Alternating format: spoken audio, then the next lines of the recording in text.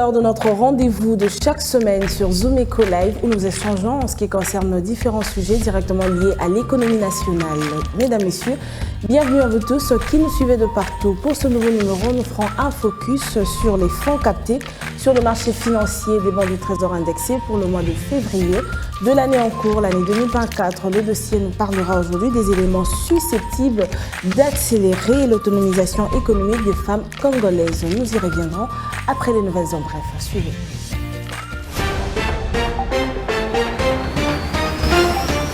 Dans un contexte marqué par la poursuite de la détérioration de la situation sécuritaire dans l'est du pays, occasionnant ainsi une hausse de dépenses sécuritaires, le ministre congolais des Finances, Nicolas Kazadi, a évoqué au cours de la 128e réunion de Conseil des ministres la nécessité de recourir à un collectif budgétaire pour l'exercice en cours. L'Argentine nationale a brossé la situation financière du pays en indiquant que le contexte d'élaboration du budget de l'État pour l'année 2024 ne cadre plus actuellement avec le dernier développement en cours, notamment en matière sécuritaire. Piste au détail sur Zoom-Copenhague.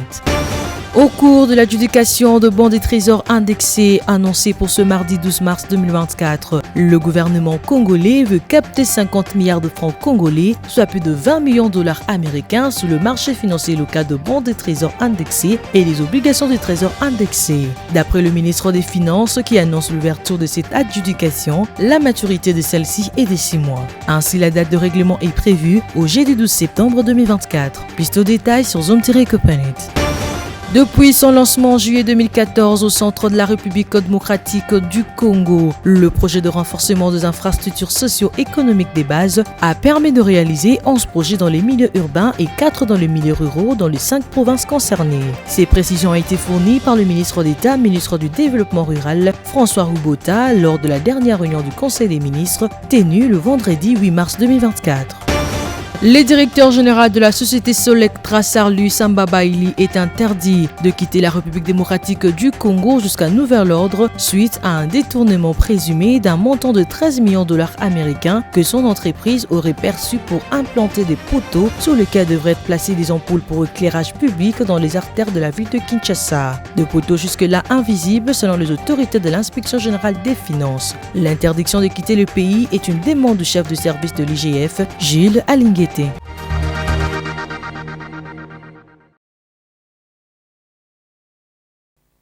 Juste après les nouvelles en bref, on se retrouve pour entamer différentes rubriques et pour commencer, il s'agira des chiffres clés où aujourd'hui nous reviendrons sur le taux du jour, mais également le fonds capté sur le marché financier des bons du Trésor indexés à fin février 2024. Et à la présentation, il y aura Judith Unamaka.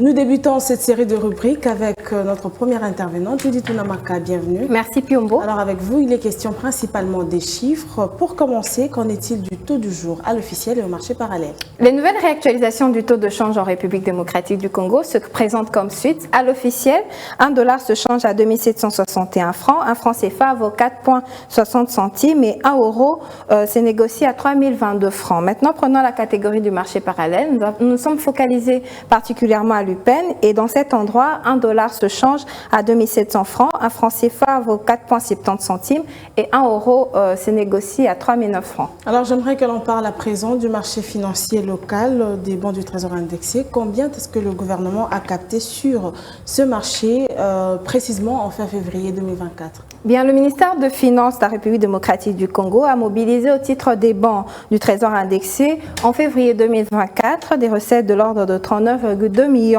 de dollars américains sur le marché financier local. Et au cours de ce mois de février 2024, le gouvernement de la République démocratique du Congo a procédé à 2 émissions du bon du Trésor. La première, lors de l'adjudication du 27 février 2024, le Trésor public a levé 31,50 millions de dollars au titre des bons du Trésor pour une maturité de 6 mois.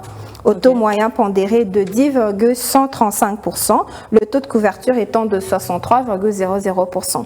Et le deuxième, de même, le Trésor public a levé 21,5 milliards de francs congolais au titre des bons du Trésor indexés pour une maturité de 3 mois au taux moyen pondéré de 27,733%, le taux de couverture étant de 35,83%. Alors, quels sont les chiffres précis sur les remboursements des titres publics échus dans l'exécution au plan de trésorerie? En ce qui concerne le remboursement des titres publics échus, l'exécution du plan de trésorerie au 23 février 2024 affiche un montant de 188,2 milliards de francs congolais au titre d'obligations du Trésor. On va finir avec cette question. Pour cette année 2024 en Amaka, combien est-ce que le Trésor public a prévu donc de mobiliser ou encore de capter comme recette? Voilà, le Trésor public de la République démocratique du Congo a prévu justement cette année 2024 de capter 850 milliards de francs congolais, soit plus de 314 millions de dollars américains de recettes exceptionnelles. Merci à vous Judith. Les précisions chiffrées, c'est toujours avec vous et c'est un plaisir de vous recevoir une fois encore sur ce plateau. C'est toujours un plaisir.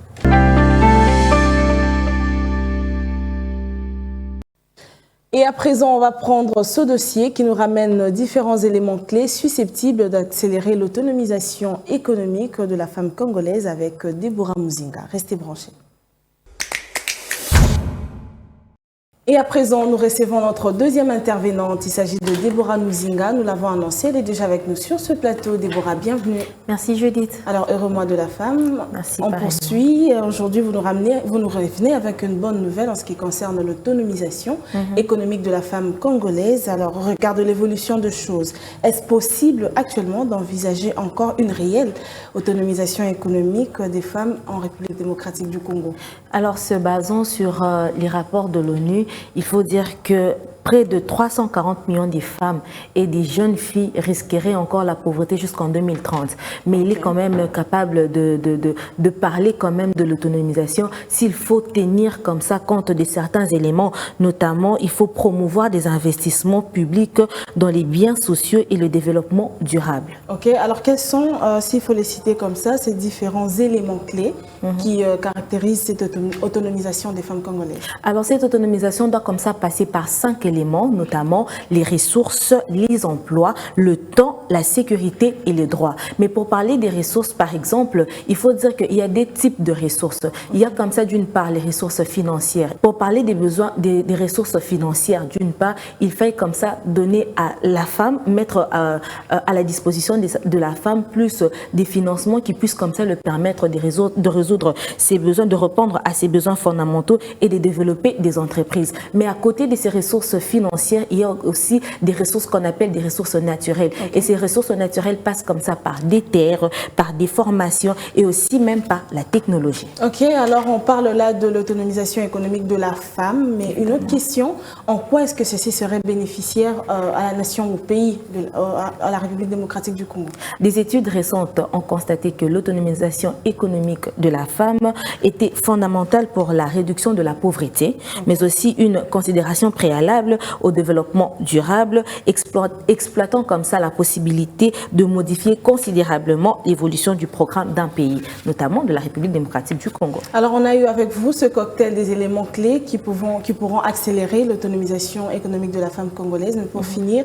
un petit détail sur les éléments qui peuvent justement contribuer à un frein pour l'autonomisation économique de la femme et comment les éviter s'il y a bien sûr un moyen. Déjà pour parler des obstacles, il faut comme ça citer par exemple les regards des hommes, on peut citer la discrimination sociale, on peut citer les responsabilités familiales et même le poids des traditions. Mais à côté de toutes ces choses, c'est vrai qu'il y a ces choses qui se présentent comme ça, qui constituent des freins, des obstacles pour voir cette femme être autonome de manière économique. Mais à part ça, il faut quand même se le dire qu'il est possible de vivre cette autonomisation. Et comment y faire, comment y parvenir? Il faudrait d'abord que la femme elle-même se dise être capable de donner le meilleur d'elle. Elle doit prendre cette prise de conscience personnelle. Elle doit en fait être confiante en elle-même. Se dire qu'au-delà de tout ce que la société, au-delà de tout ce que les hommes, le monde nous présente, je peux moi-même me donner ce que j'ai à l'intérieur de moi. Je peux, à partir des objectifs que j'ai, à partir de rêves que j'ai, je peux comme ça me lancer dans un domaine ou dans un autre et faire valoir ce que je suis et ce que je peux. Alors, merci à vous, Déborah. J'espère que toutes les femmes vous ont entendu pour ce mois de mars. Merci encore pour ce dossier proposé. Retrouvons-nous prochainement. Merci, Judith. Suivez-moi tout le jour à travers Zoom Wednesday sur Zoom Eco Live. Abonnez-vous sur notre chaîne YouTube. Zoom Eco Live, la référence de l'actualité économique en RDC.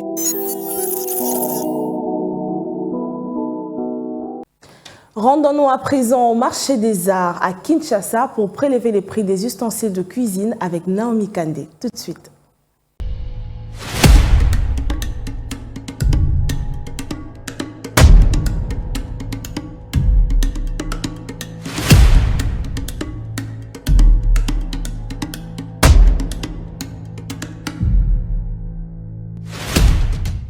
Les ustensiles de qualité est un investissement qui en vaut la peine. Vous gagnerez en précision, en confort et en qualité de gestes culinaires. Ces ustensiles sont donc fabriqués à la main au marché des arts dans la commune de la Gombe. Découvrez avec nous le prix de ces ustensiles fabriqués dans ces marchés et retrouvons-nous juste après.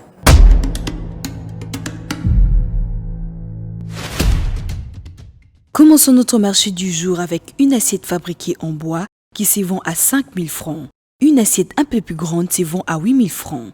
Une assiette en malachite varie entre 18 000 francs et 20 000 francs. Toujours dans ces mêmes marchés des arts, un plateau en malachite se vend à 18 000 francs. Un plateau avec un peu plus de design se fixe à 20 000 francs congolais. On trouve aussi la fabrication de plateaux en bronze au prix de 15 000 francs. Un panier ménager en raffia varie entre 8 000 francs et 12 000 francs, tout en dépendant de la mesure.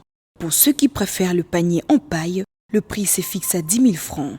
Pour ceux qui souhaitent se procurer une planche à découper en bois, cela est vendu au marché des arts à 14 500 francs. Un autre type de planche à découper en bois, avec plus de design et un peu plus grand, se vend à 20 500 francs.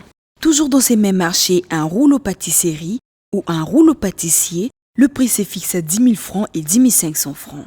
Pour vos recettes qui nécessitent un grand mortier épilant, son prix se fixe à 35 000 francs.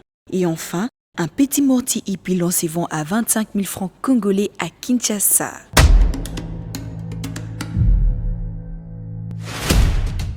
Merci de nous avoir suivis sur Zoom Wednesday. Restez connectés sur Zoom Eco Live. Au revoir.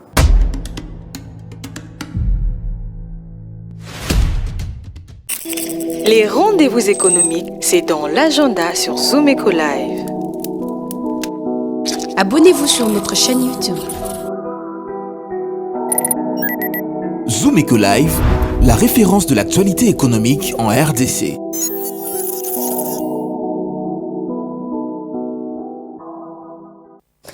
Débutons cette semaine déjà avec des prévisions sur les rendez-vous économiques qui se tiennent en République démocratique du Congo. Les différents détails à noter là-dessus, c'est dans l'agenda que nous présente Adassa Grasse. Suivez-la.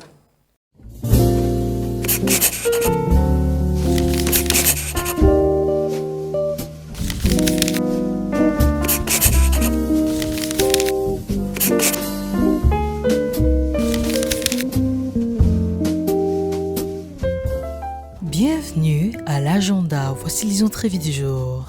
La Chambre de commerce et d'industrie franco-congolaise prépare un déjeuner d'affaires sur la problématique d'accès au financement de la femme entrepreneur ce vendredi 15 mars 2024 dès 12h à 14h à Lubumbashi. À présent, notons qu'un masterclass sur l'élaboration business plan bancable est prévu le samedi 16 mars 2024 de 14h à 16h à Kinshasa. Cette fois-ci, la première édition de la foire de jeunes étudiantes entrepreneurs se tiendra le samedi 16 mars prochain à partir des 10h au Musée national de Kinshasa et abordera le thème suivant « Célébrer l'innovation numérique, l'autonomisation et leadership féminin, construire l'avenir ».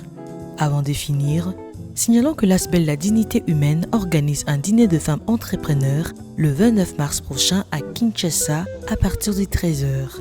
Et pour finir, Diaspo Boost prépare Diaspora Summit RD Congo le 18 avril prochain à l'hôtel Pullman de Kinshasa et abordera le thème suivant boostant la diaspora congolaise à devenir de levier du développement économique en RDC.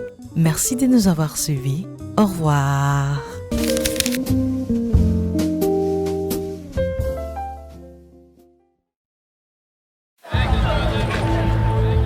C'est art de se tirer d'affaire, de faire face à la crise, de bricoler, de trouver des solutions avec ce qu'on a sous la main. Un art dans lequel les Congolais ont développé un savoir-faire particulier. Article 15. Débrouillez-vous pour vivre. Bientôt sur Zomeco TV. Et on va conclure avec la toute dernière rubrique, article 15, qui nous fait voyager aujourd'hui vers le Kasaï oriental où nous allons rencontrer une vendeuse de beignets qui accepte de partager son expérience, son vécu quotidien. Et c'est à suivre tout de suite dans ce nouveau numéro. Débrouillard jamais, jamais, jamais. Débrouillard jamais, jamais, jamais. Débrouillard jamais.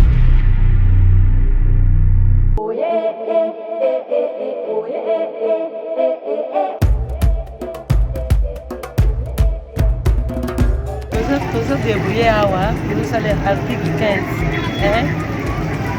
Nous débrouillés moyen à Bolia. Wawa nous allons passer à Boswambongo. C'est quoi ça l'idée Boswambongo?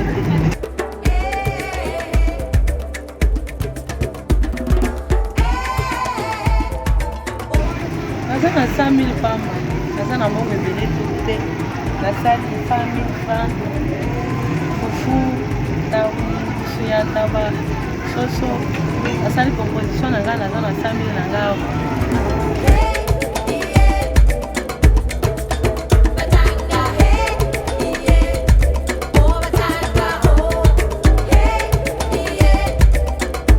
Kawela nous permettre na tokwalu muju kakuyitisa luto tunga njinyamuka pena babisumba tobabuya kujibenze yenzana shadeju kabayi babule tokunya pena wenza na shimu kwamu. Enshi kana muteka tubintu twabumba kushaka kushika nabana galati wagwewe atwana nyijangusha ndamu nanga twanu kuba kuja anu ba kuja shi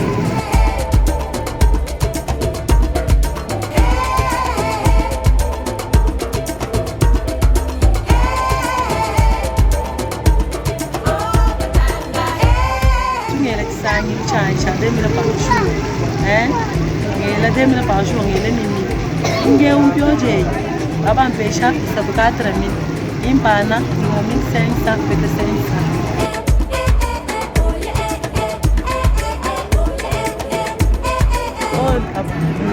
Nini wa mbushi? Nini wa mbushi? Taba ya mbushi. Oya.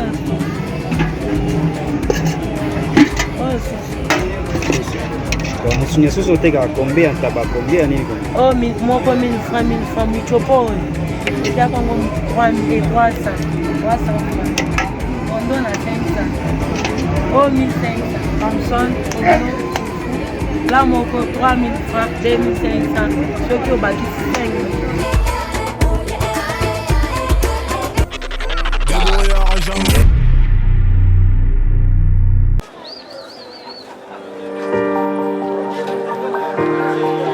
Dans les détails du marché, nous avons appris à vous connaître, à vous comprendre et vous apporter plus de lumière. Désormais, avec vous, c'est parti pour un voyage de rêve vers une destination meilleure. Ensemble, découvrons le civisme fiscal et la bonne gouvernance dans la gestion de la Res Publica grâce au décryptage de l'actualité économique du pays avec des chiffres clés. Avec une équipe de professionnels, découvrez le quotidien des Congolais en exclusivité à travers des dossiers et analyses approfondies. Zomeco TV, la référence de l'actualité économique en RDC. C'est la fin pour aujourd'hui. Merci à vous de toujours nous choisir pour vous informer en ce qui concerne l'évolution de l'économie nationale en République démocratique du Congo. D'ici là, portez-vous bien et je vous retrouve prochainement pour un nouveau numéro sur Zomeco Live. Au revoir.